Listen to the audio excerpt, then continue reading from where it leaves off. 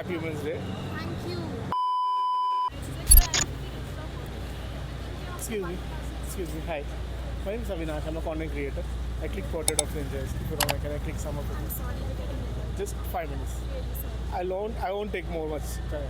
Please. Just 5 minutes. What's your name? Simona. Simona. And where are you from?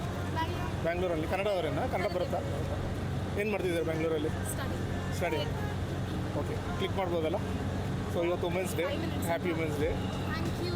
No problem so click ಮಾಡ್ಬೋದಲ್ಲ ಉಸಿರಾಡುವೆ ಪ್ರತಿ ಕ್ಷಣ ನಿನ್ನಲಿ ನಲಿತಾ